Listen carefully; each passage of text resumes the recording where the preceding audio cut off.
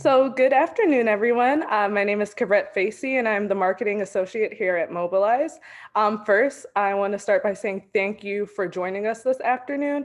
And second, I just want to note how excited I am to dive into these incredible insights during this webinar. So I just want to jump into who we have joining us today. So we're honored to be joined by Liz Mullen, who will be moderating. She is a part of our client success team here at Mobilize.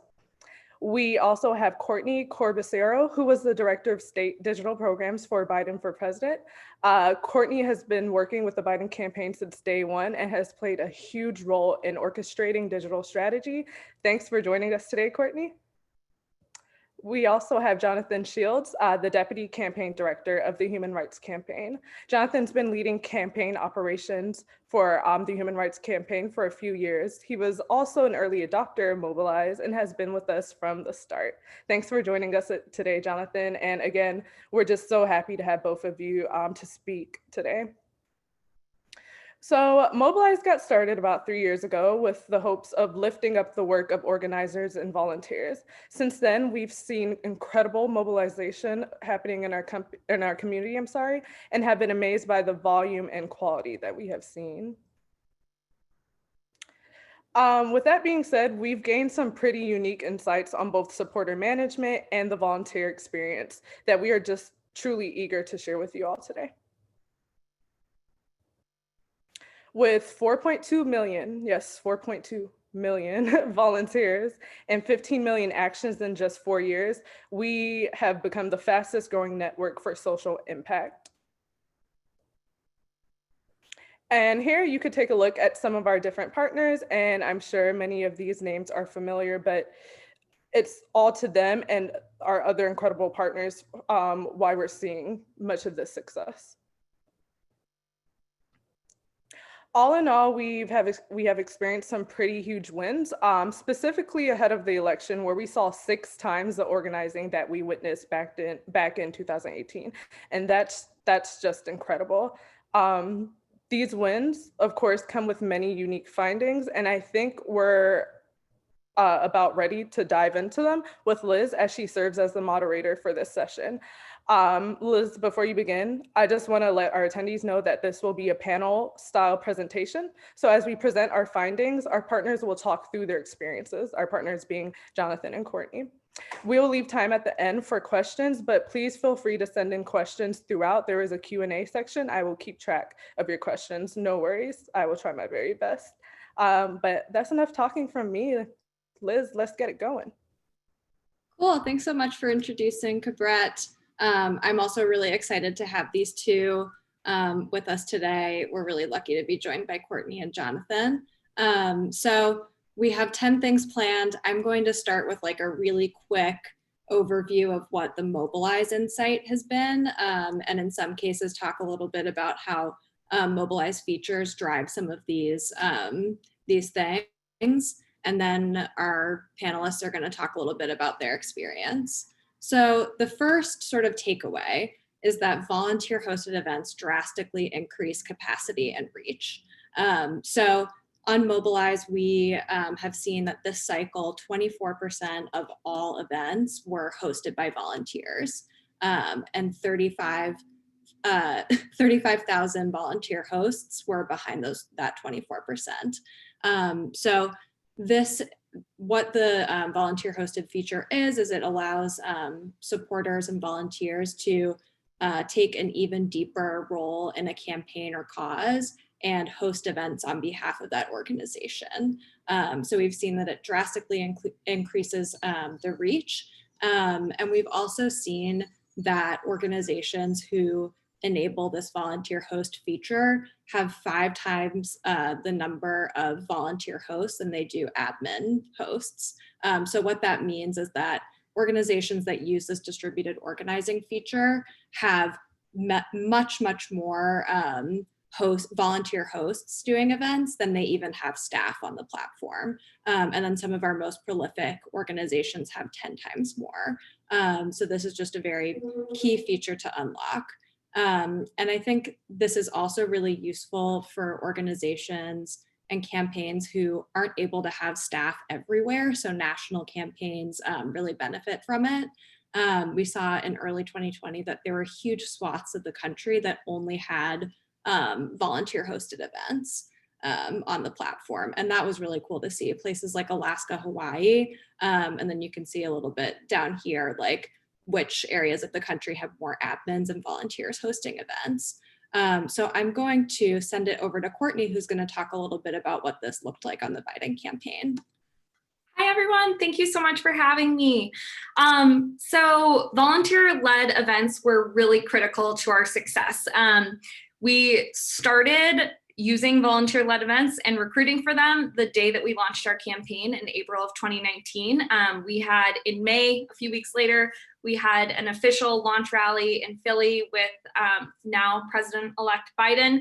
And one of our first asks of our supporters was to host their own watch party on the day of the launch rally. And then throughout the campaign, there were a million debates, as we all know, in the primary.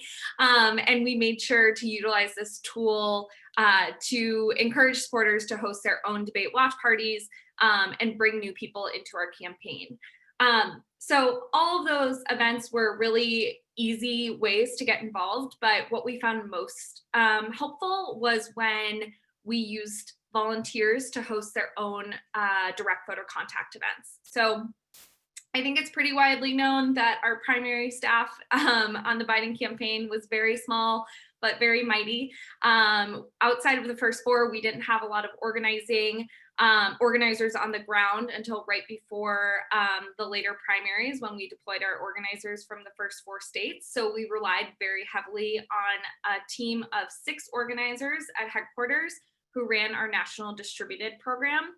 And they supported our Super Tuesday states and beyond, and they ran our organizing strategy. So it depended on a lot of volunteers, making sure that we were supporting direct voter contact. So after someone would attend a training of ours or an event, we would recruit them to host their own event and invite their networks. And so our organizing strategy was entirely dependent on this. In the general election, one more. In the general election, we were able to build out our own events team within our national distributed team, led by Catherine Vegas and Nate Rifkin. And they did the same thing, but on a broader scale. Together, they recruited 11,000 volunteer-hosted grassroots events and 1.5 million RSVPs to those events. So we're really able to scale thanks to this opportunity. Incredible. In our battleground states, we dabbled in this. I think the best example is in Arizona. Our digital organizing team on the ground took a distributed approach to relational organizing and built a relational house party program. So after a volunteer would complete a friend bank, which was a relational event that tasked people with texting their friends and family and IDing their support for Joe Biden, we would ask them to host their own relational house party and get folks in their networks plugged into our campaign. This was super critical, especially in Arizona, because we knew we would have to engage tribal communities and Latinx communities and younger voters, which are all demographics that tend to lack some significant data within our voter file.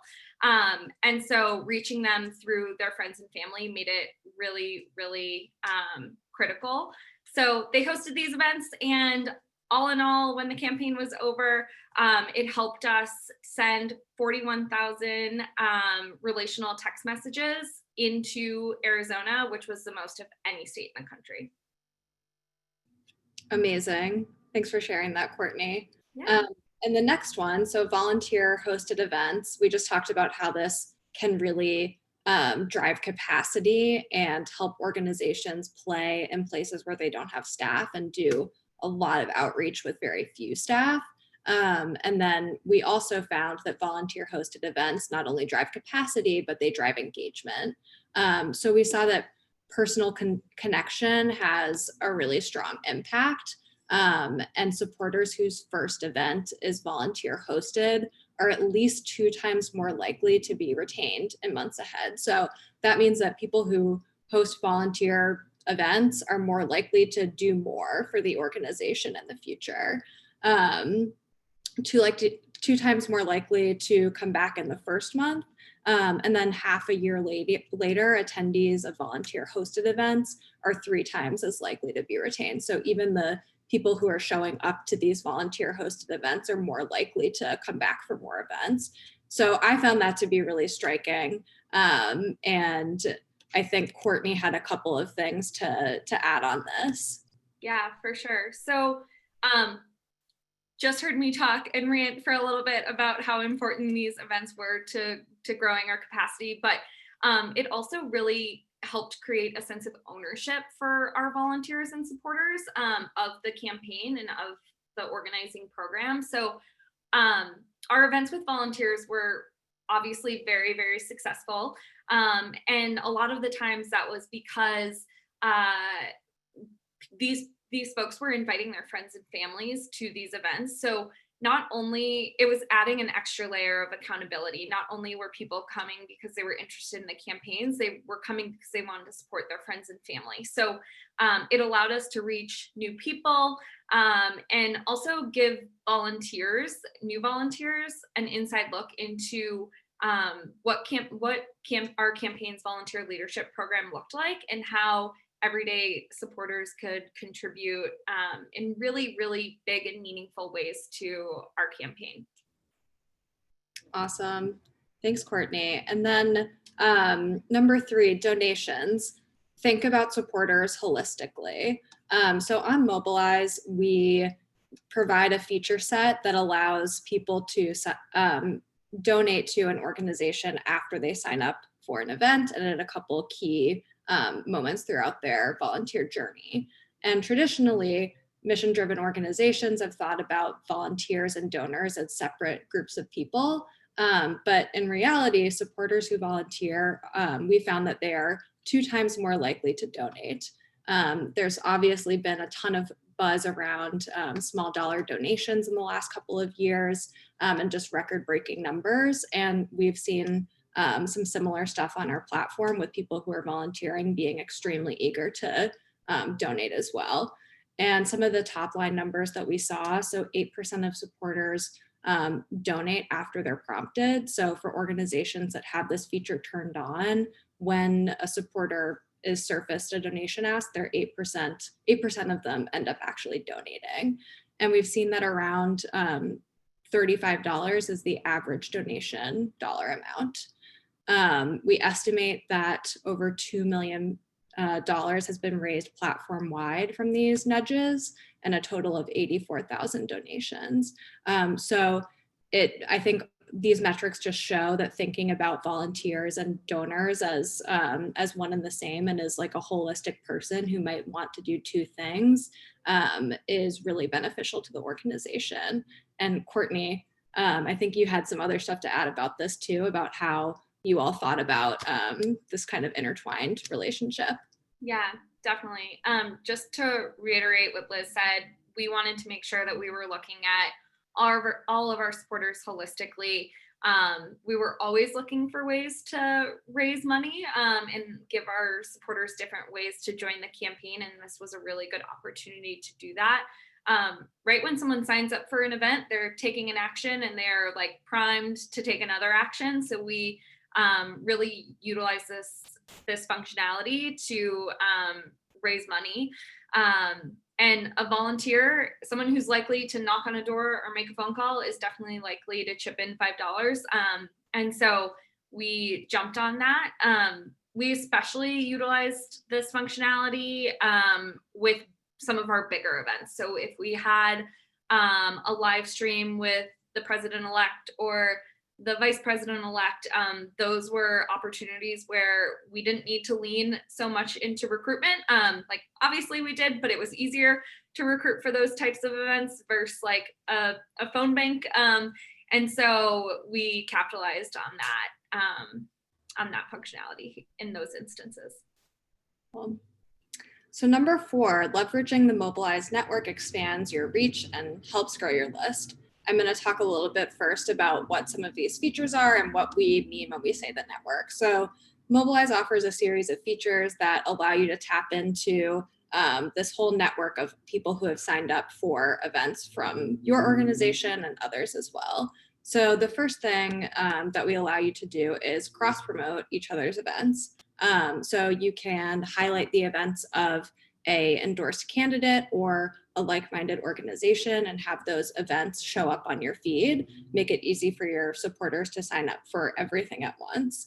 And we see that 9% of all Mobilize signups are driven by that cross promotion. Our centralized mobilize.us feed features every event on the platform. So if you're a Mobilize client, then all of your events show up on our just kind of main feed. And we see that it's the 5th largest dashboard source of monthly shifts. Mobilize drives 14% more signups through automatically promoting supporters to bring a friend. This is probably my favorite thing that we do because it's just so simple. But I really think that it gets a lot of new people into the organization. We simply ask if folks would like to share on Facebook, Twitter, or copy the link or send an email to bring more people to the event with them. And now I'm gonna kick it over to Jonathan, who's gonna talk about what some of this looked like for HRC. Hey everyone, John, he, him pronouns with Human Rights Campaign. So we're the largest LGBTQ civil rights organization in the country, but with that comes a kind of large mandate in terms of the support for electing pro-equality candidates. So in terms of thinking about this promotions feature, how you leverage the platform, the network, the folks who have adapted, it's just such a huge boon to everything we want to do to support our candidates in tough races. And we, as mentioned earlier, we started early in 2017 with Mobilize, and actually Danica Rome's race, the openly transgender state legislator in Virginia, on the platform. And ever since then, it's been so wonderful to see more and more candidates, also movement partners adopt to the platform, because it really expands our ability to be where we need to be, which is, representing 50 states, working in 50 states, both on elections, but also issue advocacy. We're going into state legislative season, where we'll be fighting back anti-LGBTQ bad bills in state legislatures, but also advancing our agenda there as well. So when you look at this cycle alone, just 650 endorsements, obviously the top priority for us was Joe Biden and having a pro-equality president. But we wanted to make an impact up and down the ballot. And so you just see there the scope of the number of races we have to be involved in. And even at our kind of biggest accordion size of our staff capacity, that's really only 40 staff for us. So we're a relatively smaller outfit. So we rely a ton on our volunteer leaders. That bring a friends promotion feature is just instrumental for our work, kind of building the scale we need to get signups for races. The other thing I'd say is that we love to pull in promotions of our endorsed candidates. So once they kind of have that endorsement for us, we want that to mean something, and we want to show that in the number of shifts we bring towards them. So our most successful organizing staff are the folks that really embedded. I think one of our number one organizations we promoted to in terms of pulling our 3 million membership list to show up and work in races was actually in Ohio. The Ohio coordinated effort there. Our state director had a great relationship with the coordinated campaign there. So we just see a ton of use on that, both to party committees, but also our individual candidates themselves, and every state is different, so it's hard to stay on top of. And then the final thing I'll kind of mention in this space is, and I think you'll talk about in the next one too, is that we're kind of a place, there's so many different movement partners that are looking to support their candidates in these races. A lot of the folks on our list may also be on Planned Parenthood's list or other state equality group lists as well. So there's an abundance, what we saw this year, of opportunities to help out and get involved. So we really try to make this the kind of LGBTQ queer ally space for folks to come to get involved and have that community. So features like the LGBTQ plus tag that Mobilize rolled out really creates that space in community to be doing the work on behalf of the candidate you might believe in, but you might use it as an opportunity to actually meet folks in our community as well and work alongside our team in state. Amazing. And I'll just touch on what the tags are since we don't have a visual. We launched tags a few months ago, and it allows you to sort of group like events with one another by adding a little flag to an event that says maybe weekend of action, or youth vote event, something like that, that sort of adds a little bit of a layer to description to the event, and also makes it easy to group them and for people to kind of find something that works for them. So I'm really glad that was useful to you all at HRC. Cool. So next thing, play to your audience. Think about what your supporters might look for in an event. So a couple of stats to start. In 2020, the largest age group on Mobilize was 25 to 34, which kind of mirrored the really high youth voter turnout that we saw this year.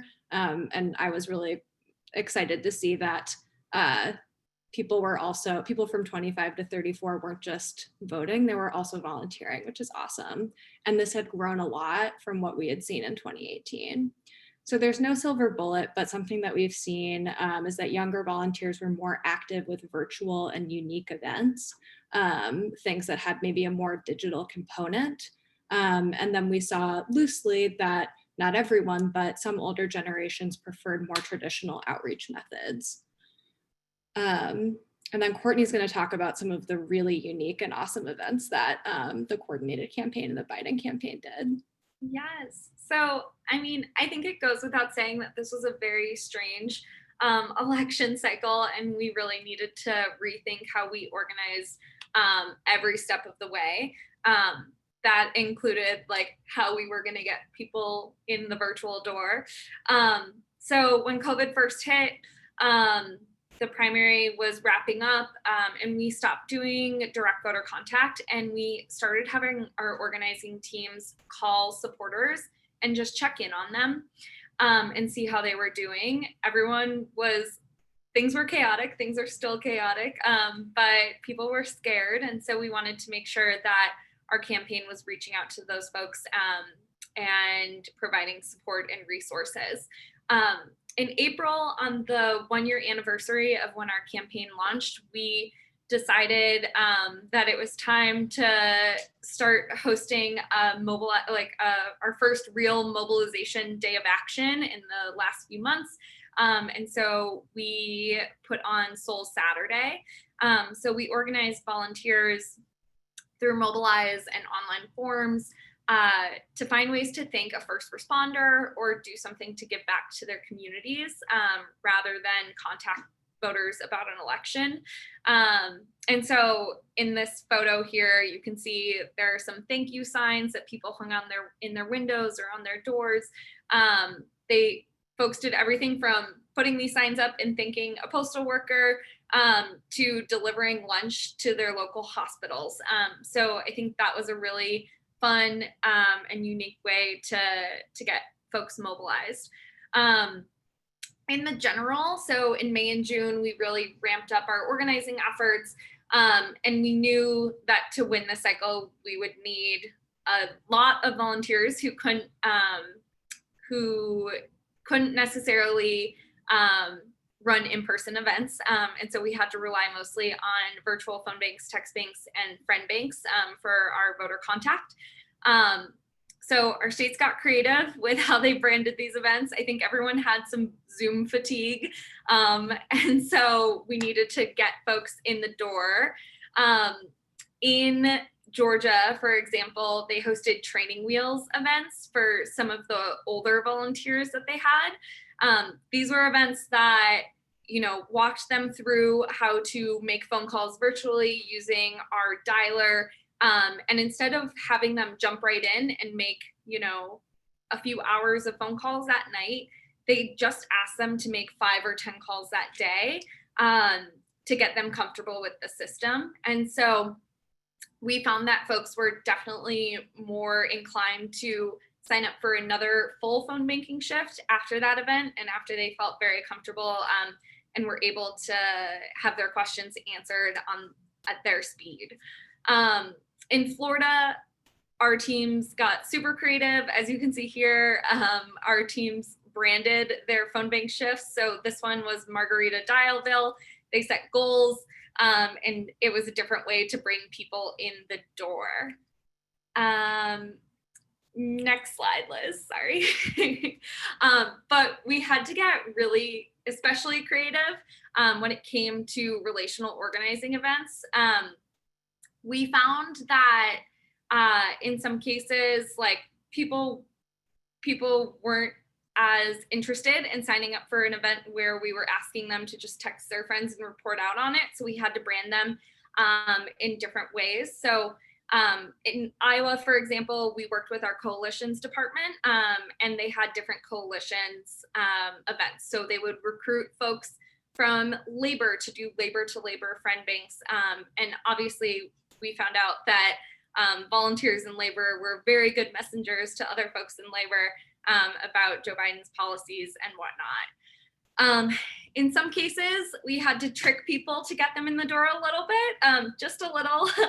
So in Nevada, we found that when we added surrogates to these events, folks were definitely more inclined to attend. One of our most popular relational organizing events was a mental health roundtable and relational organizing event with actress Jamie Lee Curtis.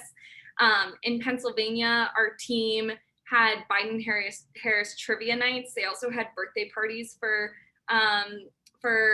Vice President-elect Kamala Harris in October to get people in the door. And throughout the trivia or the party, they would incorporate some relational aspects into it and get folks to submit IDs for their friends and family.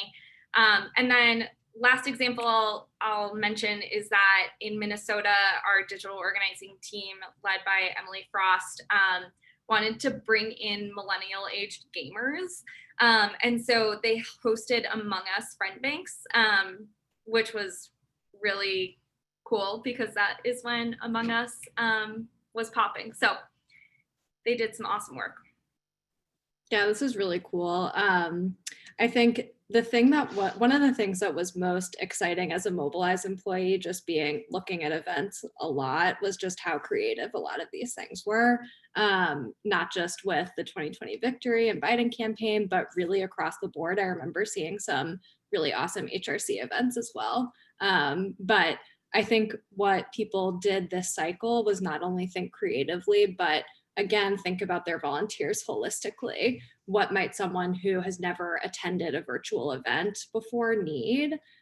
What might someone who's a little bit on the fence about doing something, what might be fun for them? And how can we meet people where they're at? I just saw a whole another level of commitment to all of those things this cycle. Cool. So next one, virtual first organizing was not a barrier to volunteering. In fact, it was quite the opposite.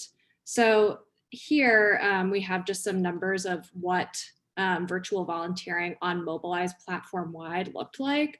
And we saw that when COVID hit, it was just kind of a 180. The number of virtual events on the platform went from 25% to close to 99. And now this hovers around 95%. So people were just so quick at flipping the switch and switching everything to virtual organizing. And with some of the numbers that we saw, like in the final 4 days, I don't have a way to like fully back this up, but I would imagine that more people volunteered because it was so readily available to them. They were able to do it from their home. So we saw this as something that people just kind of ran with and did a really amazing job. And now John has some stuff to add. Yeah, for sure. So I agree with all these points, and I think we all similarly had the challenge of kind of making Zoom things sexy. So that was definitely the case for us, but there's just a ton of opportunities in going virtual. And I think this is one piece, at least some share of it will stay even outside of this pandemic. I remember in a normal election cycle, like I said, 40 staff covering 50 states, 100 congressional races that we wanted like have a presence in some form or fashion, meeting with members across the country, getting them plugged into opportunities to volunteer. That required a lot of travel, a ton of travel, huge travel budgets when you're thinking about it in terms of, you know, hiring more staff versus getting the staff you have in the places you need them to kind of host trainings or have candidate events. So the thing that this really afforded us, having at least a ton of presence in these virtual opportunities, is to get both kind of our principals. So my boss, Alfonso David, joining events with openly LGBTQ candidates. You know, this go round, it was extremely cheap to do and logistically easy to come by. Scheduling wise, it's easy enough to get a multiple candidates in a big state like Florida onto one call. And then for the volunteer side of it, you actually get that experience to jump in, you know, turn off the TV, get on your laptop. Instead of having to go out to an office opening or anything like that, you can talk and interface directly with our candidates. So we really leveraged a ton of candidate events, a ton of like influencer folks joining. We had DJs and so forth kind of joining text banks and virtual phone banks to still kind of create that community around it. But it just ended up being a huge savings for the organization. And I think offered a lot of great opportunities for our volunteers as well to have a community even across Zoom. Yeah, I think that really sums it up well, and just kind of shows like the fact that people were able to really take something that could have been a real wrench in everything and think about, okay, how can we kind of even make this an even better experience for supporters with sort of what we have. And that was really impressive. So number 7, be proactive, not reactive.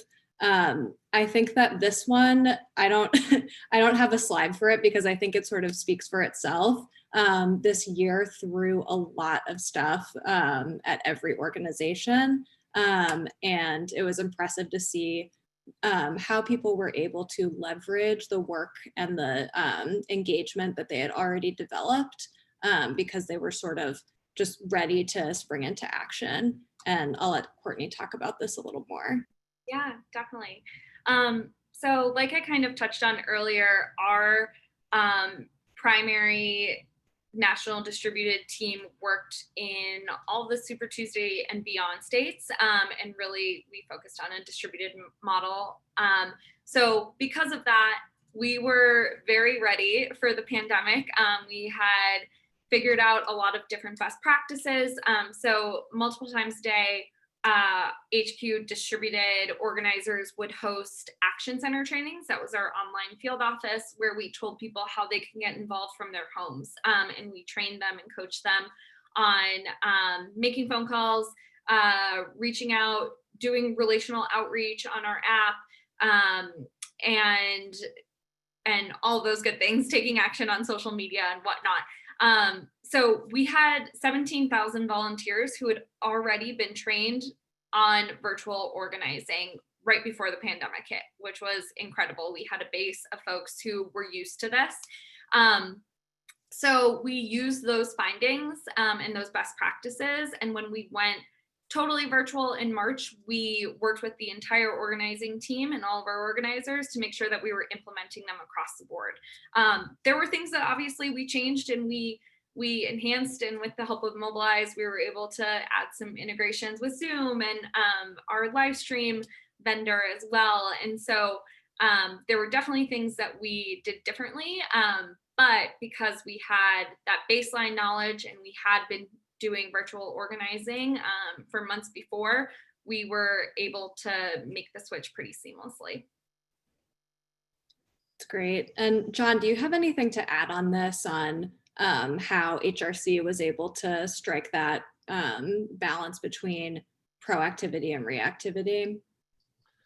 Yeah, I mean, it was a struggle there. We definitely felt like we lost a month in terms of having to pivot everything to the virtual world. But once we were kind of in that space, and thankfully our organization recognized early on that we were going to be in this space through the election, So once we were given the mandate to kind of make virtual work in terms of volunteer models, and then to see the campaign side, which we wanted to support as well in this way, it really empowered our organizers to start thinking about the kinds of events that would kind of bring you in, sit you down, keep your attention, reduce the kind of flake rates and so forth. And so because we kind of committed to that, it helped with kind of being proactive on a platform that also offered a ton of flexibility as you kind of built out tools like Zoom integration, et cetera, to make sure that folks are having a quality experience while we were trying to keep folks in their chairs on their Zooms for our work. Yeah. So number 8, supporters seek social engagement and volunteer experiences. So use a tool that fosters community. I feel like we're really well teed up for this section. So I'll talk a little bit about the Mobilize side behind this, but we launched our chat feature. I think we launched it in some time in the summer, but we see supporters share logistics, craft strategies, take action, connect with each other, and like talk about why they signed up for an event in a way that's really meaningful when the chat feature is turned on. So we send people this little email 2 days before the event, and then they can talk to the other people who have signed up for their event. So by a supporter's 5th sign up on Mobilize, 37% of signups were with people they've taken action with before. So this sort of social engagement piece is really important, I think, to the volunteer experience. So I'll send it to Jonathan. Yeah, so this is kind of always a challenge no matter the cycle. And so I want to talk about kind of one of our models. If you're kind of volunteering with HRC, it's kind of in 2 formats. There's folks in these 32 communities, which we kind of create steering committees across the country. You see kind of a map there of all of the different major metro areas, where that's volunteer leadership that's kind of already empowered to make their own plans for fundraising, set goals around elections. We kind of lay out our endorsements by our board, and then those volunteer communities, even if they're not in the same state, figure out ways to be helpful to competitive priority Senate elections or the presidential in other states. So by those folks having kind of the power to set their own terms, I think that really is a big component of that social engagement piece, which in my mind is really just the interest to keep coming back. If you create enough engagement with folks that this kind of becomes routine. And our steering committees are really well positioned to do that. The interesting part is that oftentimes as staff, we just kind of give them kind of the needs we have, and then they tell us to get out of the way, and then they create their own events. And Mobilize is a kind of their own events and the flavor that they want for those events as well. So what we were seeing our folks do in Boston was a lot different than our folks in Texas. We've got some competition going on with 3 steering committees in Ohio, trying to figure out who can outdo one another in terms of the number of calls made or conversations had. So that's an important piece to this as well. But one last thing on this kind of section is that each week we did a Operation Swing State, where we picked the 4 kind of key battleground states for folks to call into across the country, whether or not you're part of the steering committee or not. We ended up having 2,500 individual shifts every Tuesday for the last dozen or so Tuesdays leading the election. And those spaces really became places where folks got familiar with each other. You know, we missed out on our equality convention this year, where we bring all these steering committees together. So folks that have relationships, friendships with folks in other states that are on steering committees, they missed that opportunity this year to get together. And so in place of that, we had events like Operation Swing State and others that kind of were self-directed, where they'd come together, see folks swim across the country, have that shared purpose. And then oftentimes we could also just give them the accountability too, as kind of staff partners in this, to say, hey, you know, there's a bring a friend feature in here. And some states are using it better than others, some communities, some events. So having that pitch, seeing the numbers, and kind of sharing what we're seeing on our end with them as well as volunteer leaders, they kind of take that baton and run with it in terms of what they can do better about promoting for the next event, kind of taking that piece of work off staff's plates. So that's really helpful in this platform as well. That's great. And I just heard a lot of like giving the steering committee ownership and giving them kind of the insider baseball and giving them the metrics that they would need to like make those key decisions was really good for retention and just sort of building that community. Courtney, do you have anything to add on this sort of piece about building community and what that might have been like virtually? Yeah, definitely. So this was something that was really hard, but we we really wanted to prioritize. The best part of campaigns are the family that you build along the way, and that was obviously very difficult with COVID and being virtual. And so we did a lot of different things. We made sure that we were hosting volunteer appreciation calls in all of our states and through HQ for national distributed teams. And we really prioritized setting that community and making sure that folks had direct lines to our staff and our volunteer leaders as well. That's awesome. Thank you. So number 9, regular repetitive efforts to retain people work. Make key asks at peak moments of engagement. So I'll talk about what some of these things are briefly. So Mobilize bakes in some routine, repetitive actions to make it a little easier to retain, reshift, and recruit people. So we send these emails and SMSs after someone signs up for a shift to confirm attendance and to ask them to sign up for more things. And with all of these features combined, we see a 15% uplift in some cases. So I'll kick it back to Courtney to talk a little bit about what this looks like off of Mobilize. Yeah, definitely. So I'm a person who spent many cycles in states. And so this was my first stint at a headquarters. And my number one priority was to make sure that my team and everyone that I worked with was focusing on how we are providing support, easing workflows, and creating like very simple but effective processes to make the lives of organizers better every single day. And so Mobilize really helped us do that with a lot of the functionality that they provide. So with recruitment, we were able to get support from them with the share functionality over email and social media that we already talked about. I signed up for a Mobilize event yesterday and like shared it on social media and have been getting emails all day that some of my friends have joined because I shared it, which is amazing, and also really creates that sense of community that we were just talking about. And adds a relational element into the mix. And then the newsletters also help support a ton of upcoming grassroots events and helped reshift a lot of the folks who had maybe fallen off. Confirm emails were also really important.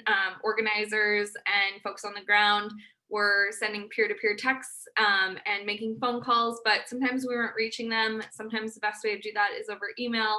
And so it really helped. Mobilize's confirm emails really helped make sure that we were talking to everyone and like leaving everything on the field to get folks to come to our events, but also was really helpful, especially towards the end, with providing them with a Zoom link.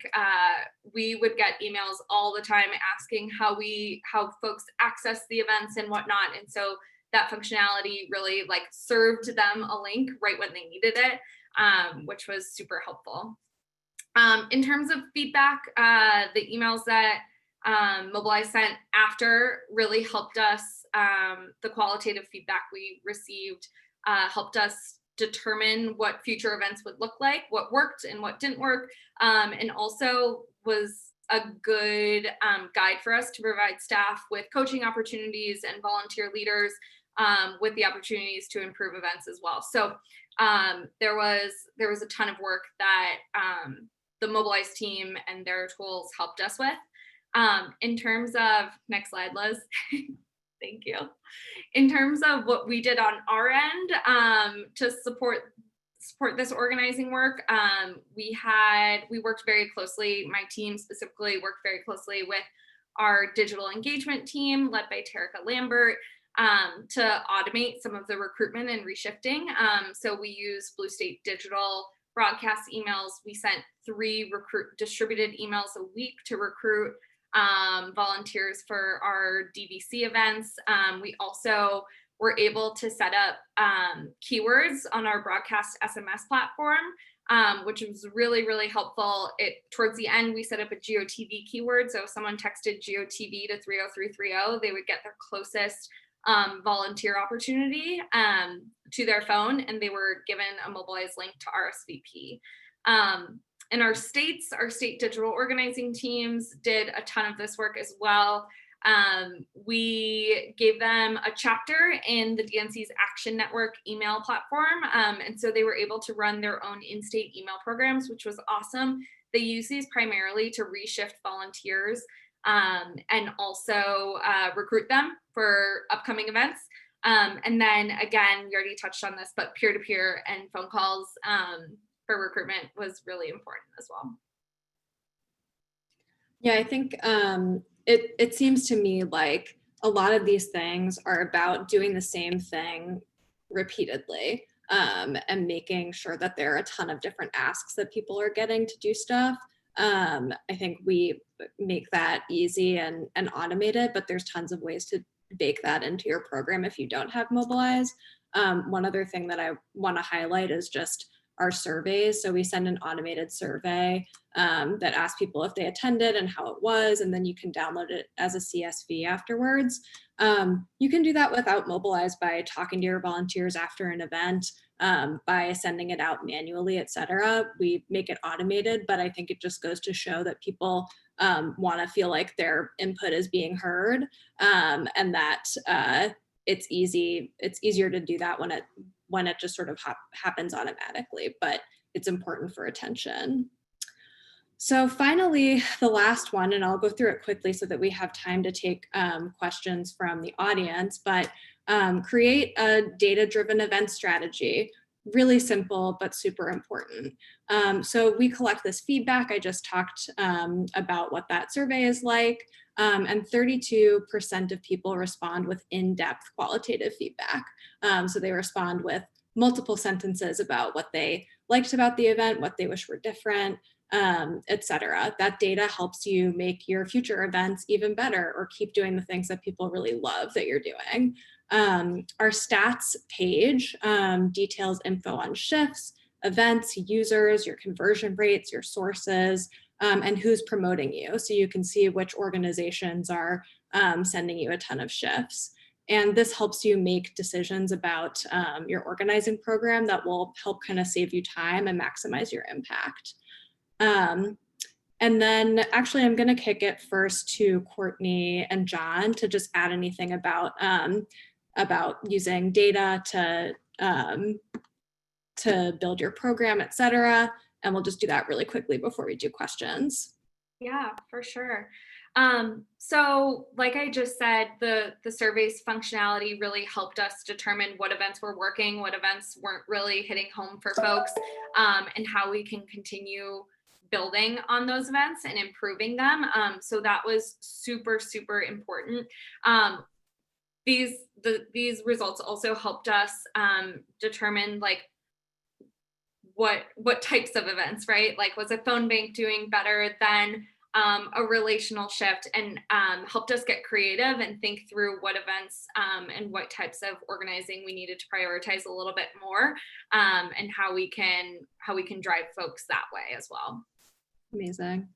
Yeah, I mean, a lot of what certainly Courtney has said already, but the big 3 buckets for us is really just like promotion. So if you're an organizer, you spend like maybe 90% of your day getting folks to attend events, to do the voter contact, or to do the work for us. And if there's something that's not working, we're not getting the kind of traffic we want from a social promotion or tweets, then we stop doing it. So we create more time and for the organizer and our whole entire team at HQ kind of making videos to promote volunteering or to get the tweet language approved. And if it isn't working, we can stop that or shift our focus. So there's a ton of insights from the promotion piece, retention, like folks have said, was it a good experience or not? Is this the kind of event that folks want to be doing Maybe there's one particular shift we got some bad reviews off of. Is there a course correction we can kind of do there?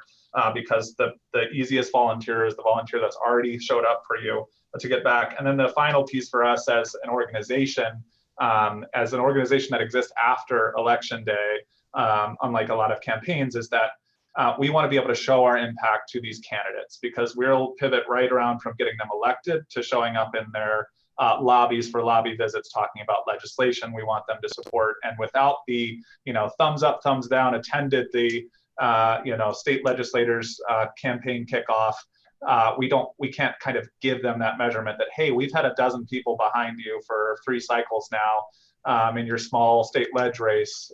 Now they're coming in to lobby you.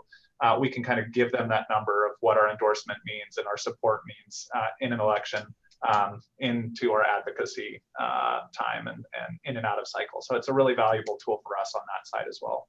Yeah, that's a really good point, that it's not just about like making sure that the stuff that you're doing is relevant and is taking data into account, but also being able to prove out how effective you were. And I think that's a really good piece to highlight. So finally, you may have seen this, but Mobilize has been acquired by Every Action, and this is, I think, important for a lot of reasons. We're really excited about it, especially from a data perspective. I think this is going to be really awesome.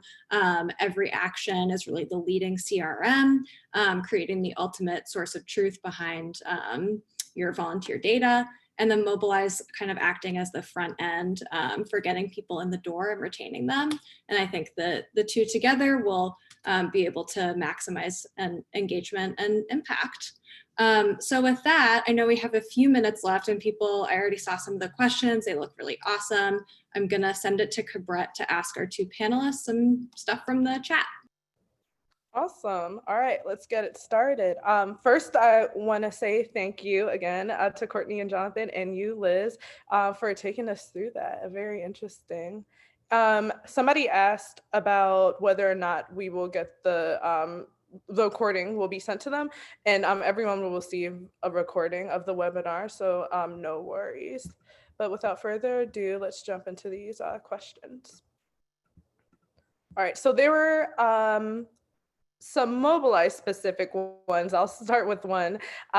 We were asked, our volunteers, what is now called supporters in the app. So what used to be volunteers is now supporters. Not all of our events require volunteering. We also have petition signing, debate watch parties, sharing things on social. And the term supporter better encompasses that fact, and it holistically captures the ways that people can take action, including things from donating. So that's really why we kind of transitioned from that old language. We have another question, and hey, we'll let the panelists answer this one. Please remind us what a friend bank is. Yes. So a friend bank is a relational organizing volunteer opportunity. So on the Biden campaign, we had a relational organizing app, the Vote Joe app, if you guys had it, previously known as the Team Joe app. We switched in the general. And so it gave folks the ability to reach out to their friends. The app was not necessary when you were doing relational organizing, but it was a good way for us to collect the data.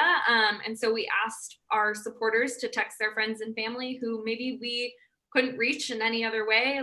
We weren't doing a lot of door knocking, and maybe we didn't have a phone number for them, but your friend does. And so we asked them to reach out and ID them, recruit them for volunteer opportunities, and also give them information on how and when to vote for Joe Biden. Awesome, thank you. All right, our next question, this one says, for volunteer hosted events on the Biden campaign, were attendees mostly all in the same city, location, or more so personal networks? This is a really good question. It was kind of all across the board. We tried to do as much as we could to make sure that we were keeping events within the same state or community, but having virtual events made that a lot harder. And so we kind of did a little bit of both. We encouraged folks to put their city and location in event titles and make sure that even though the event was virtual, they were including a zip code, so that we were able to recruit within communities. But it was kind of a mix of both. Awesome. All right. Let's see. All right. For Courtney, another question. I had heard great feedback about Soul Saturdays. Are there any recordings of the Soul Saturdays? This person has never had the opportunity to attend.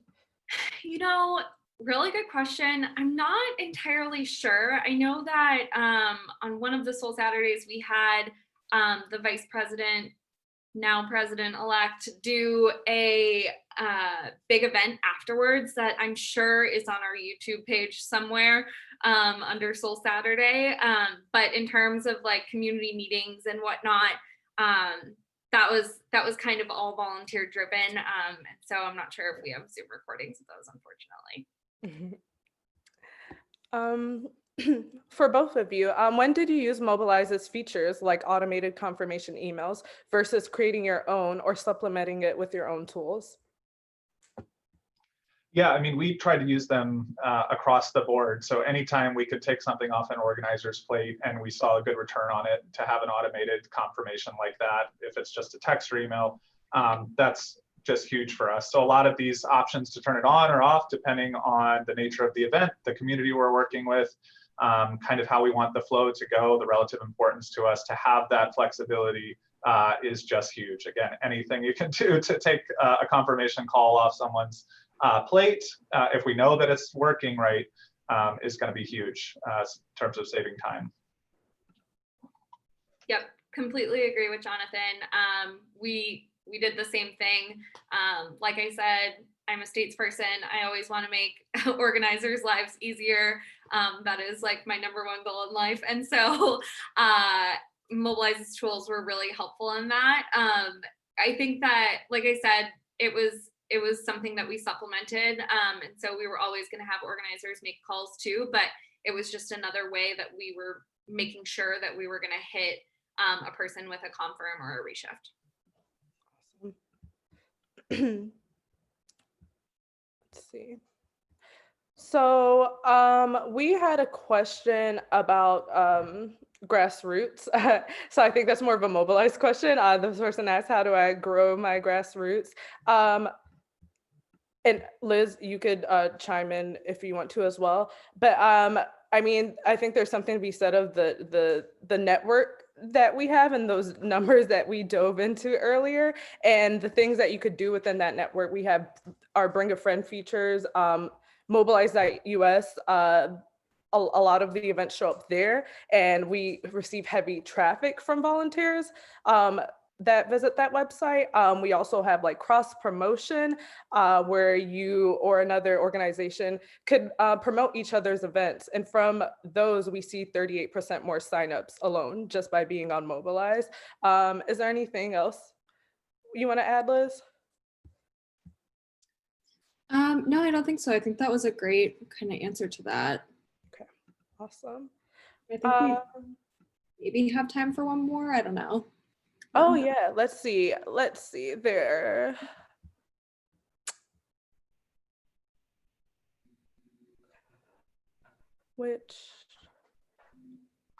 All right. So this is another more, I guess, Mobilize targeted questions, but everyone jump in as you see fit. So this organization has grown to 200 to 500 registrations and still continues with weekly events. What are the most effective next functional uses of Mobilize to engage these volunteers? And actually, I'm curious if Courtney and Jonathan actually have any like suggestions for these folks with what more can they do other than weekly events with our platform? What types of things have you guys done? I think volunteer leadership is obviously something that we talked a ton about and was really, really important for us to grow our organization, expand our capacity. So creating a pathway to a volunteer leader, so they're hosting their own events and whatnot, I think is really important.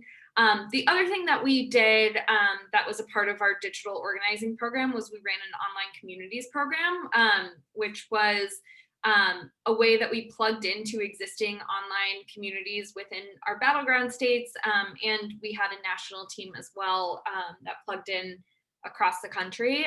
So we would find Facebook groups that were Democratic friendly, and we would make sure that we were plugging into those to recruit volunteers and give them and combat misinformation, create content that was supportive of our campaign. But we didn't just stick with Facebook groups. We expanded. We monitored Twitter. We had a lot of teams that were doing a lot of social canvassing. Our Wisconsin team specifically did this super well.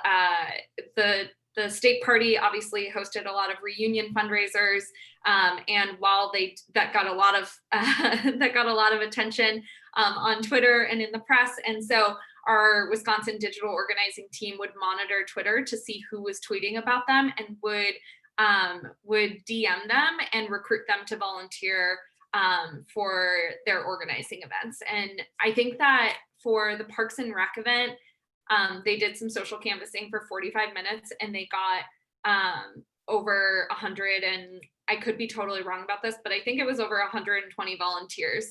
So they really, really crushed it. But there are a ton of different ways that you can engage folks and make sure that they're using their own talents to support the campaign and your organization. Yeah, I just, to that point, think like one of the slides, think about supporters holistically. They want to be donors too, even if it's small dollar. They want to be advocates in their community. We're going up on a new Congress, again, state legislative season. So the folks that showed up for your phone banks aren't necessarily just voter contact machines. They probably want to be engaged in other advocacy opportunities. Right now, we're in a recognition period doing like thank you events for volunteers as the year end closes. So a moment of reflection and a chance to bring community together without a big ask, which is, making a tons of calls or knocking on doors right now. So it's a great moment to be in. All right, thank you. I would just like to say that there were a lot of questions in the Q&A, so I'm sorry that we were not able to cover them all. But please, reach out to us if there's anything else we could assist you with. Courtney, Jonathan, Liz, and everyone that attended today, thank you so much again. It was a great conversation that we had here today. And I'm gonna wrap it up. I hope everyone has a good day.